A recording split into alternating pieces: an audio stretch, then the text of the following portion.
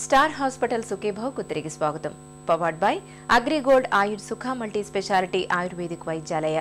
వరి అన్నాన్ని ప్రధాన ఆహారంగా తీసుకునే ఆసియా దేశాల్లోనూ షుగర్ ముప్పు బాగా ఎక్కువగా ఉన్నట్లు ప్రపంచవ్యాప్తంగా జరిగిన అనేక అధ్యయనాలు చెబుతున్నాయి. 3 పూటల అన్నమే తినే మన దేశంలో మధుమేహం ముప్పు మరింత ఎక్కువగా ఉన్నట్లు తేలింది. ఈ నేపథ్యంలో పాలిష్ పట్టించిన బియ్యంతో మధుమేహం ముప్పు ఎలా పెరుగుతుందో ఇప్పుడు తెలుసుకుందాం. 25-30 ఏళ్ల క్రితం వరకు పల్లెల్లో వరి అన్నం తినడం అంటే ఒక పెద్ద పండగ కిందే లెక్క. పండగలు, పబ్బాలు, శుభకార్యాలప్పుడు మాత్రమే వరి అన్నాన్ని వండేవారు. వరి అన్నం అంటే ఇప్పట్లాగా తెల్లగా మల్లెపువ్వుల్లా ఉండేదనుకునేరు. వడ్లు దంచగా వచ్చిన దంపుడు బియ్యం, ముతక బియ్యాన్ని మాత్రమే అన్నంగా వండేవాళ్ళు. బియ్యాన్ని మరాడించకుండా అలాగే వండుకోవడం వల్ల పోషకాల నష్టం అనే మాటే ఉండేది కాదు. కానీ ఇవాళ 3 పూటలా వరి అన్నమే తింటున్న మనం నాగరికత పేరుతో తెల్లటి అన్నం కోసం బియ్యాన్ని పదే పదే పాలిష్ పట్టిస్తున్నాం. ఫలితంగా బియ్యపు గింజల పైపొరల్లోని పోషకాలు, పీచు పదార్థం అంతా తౌడు రూపంలో బయటికెళ్ళిపోతోంది. ఒట్టి పిండి పదార్థాన్ని మాత్రమే మనకు మిగులుస్తోంది. ప్రతినిత్యం అన్నంలోని ఈ ఒట్టి పిండి పదార్థం ఎక్కువ మొత్తంలో మనలోకి చేరడం వల్ల క్రమంగా మన శరీరాలు జబ్బులకు ఆలవాలంగా మారుతున్నాయి. రైస్కి సంబంధించి మనకు ఇంకొక అనుమానం వస్తుంది చాలామందికి. మా తాతల దగ్గర నుంచి మేము వరే తింటున్నాం కదా, వరన్నం తింటున్నాం కదా, అప్పుడు లేని డయాబెటీస్ ఇప్పుడు ఎందుకు వస్తున్నది అని. అయితే దీంట్లో మనం అర్థం చేసుకోవాల్సింది ఏంటంటే, ఒకప్పుడు వరి అన్నం ఇప్పుడు తింటున్నటువంటి మనం తినే వరి అన్నం కాదు. అప్పుడు రైస్ వెరైటీస్ చాలా ఉండేవి.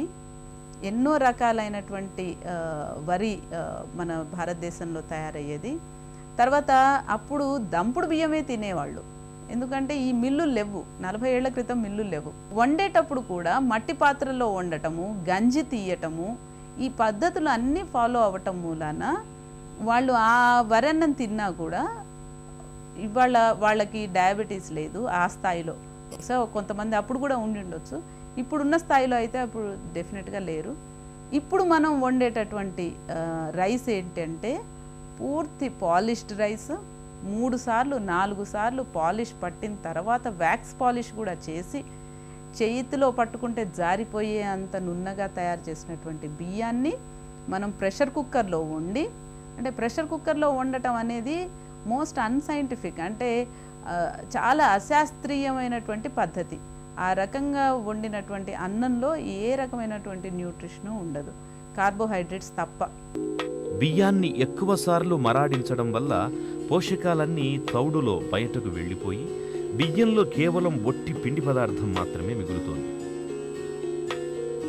పిండి పదార్థం కావడంతో ఇది చాలా త్వరగా జీర్ణమైపోతూ అంతే త్వరగా రక్తంలో కలిసిపోతోంది.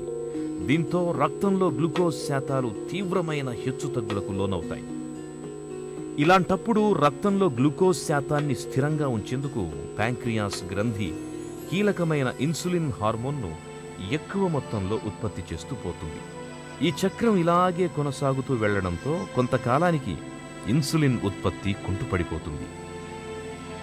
దీనికి తోడు ఒంట్లో అప్పటికే పేరుకుపోయిన కొవ్వు కణాలు ఉత్పత్తి అయ్యే కొద్దిపాటి ఇన్సులిన్కి నిరోధకంగా మారతాయి. వైట్ రైస్ అన్నది వెంటనే అరిగిపోతుంది, తొందరగా ఈజీలీ డైజెస్టబుల్. కాబట్టి వైట్ రైస్ లోని కార్బోహైడ్రేట్ కంటెంట్ ఉన్నది కొంచెం తొందరగా అందుతుంది బాడీకి. తద్వారా వీళ్ళు యాపిటైట్ సెంటర్స్ని స్టిమ్యులేట్ అవ్వడము, అంటే ఎక్కువ ఆకలి వేయడము, తిన్నప్పుడు ఎక్కువ తినాలనిపించడం, టేస్టీగా కూడా ఉంటుంది కూడా ఎక్కువ తినాలనిపించడము. రెండోది అది షుగర్గా మారుతూ వెయిట్ పెంచుతుంది. వెయిట్ పెంచుతూ ఏమవుతుందంటే, వెయిట్ పెంచుతుంటే ఇన్సులిన్ అనే హార్మోన్ పనితీరు మీద ప్రభావం పడి ఇన్సులిన్ రెసిస్టెన్స్ అని వస్తుంది. అంటే ఈ ఫ్యాట్ టిష్యూలో కానీ కండరాల్లో కానీ లివర్ మీద కానీ ఇన్సులిన్ అన్న హార్మోన్ తగినంత పనిచేయలేకపోవడం వల్ల గ్రాడ్యువల్గా ఆ కొవ్వు పదార్థాలన్నీ ట్రైగ్లిజరైడ్స్ అంటే రక్తంలో పెరుగుతుంటాయి.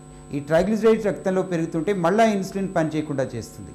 సో తద్వారా గ్రాడ్యువల్గా షుగర్ పెరగడం స్టార్ట్ అవుతుంది.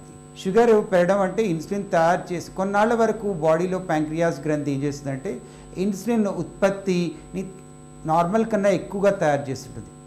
సో ఈ చాలామంది పేషెంట్స్లో డయాబెటీస్ లేని వాళ్లకు లావుగా ఉన్న వాళ్ళలో గమనిస్తుంటాం. ఇటువంటి పేషెంట్స్లో వాళ్ళు కానీ లేట్గా తిన్నారంటే, ఫుడ్ తినడంలో లేట్ అయిందంటే తట్టుకోలేం డాక్టర్ గారు, చెమటలు పడతాయి, గుండెలో దడ, గాబరా, అంటే వీళ్ళలో షుగర్ డౌన్ అవుతుంది. అంటే ఇన్సులిన్ ఎక్కువ ఉత్పత్తి అవుతుంది. ఏంటి, ఇన్సులిన్ సరిగ్గా పనిచేయాలన్న దీంతో ఎక్కువ ఉత్పత్తి అవడం వల్ల ఇంకా బరువు పెరుగుతారు. అట్లా కొన్ని రోజులు అయ్యాక ఈ ఇన్సులిన్ రెసిస్టెన్స్ అన్నది సరిగా అసలు పెరుగుతూ పోవడం వల్ల ఇన్సులిన్ ఉత్పత్తి మీద కుంటుపడుతుంది.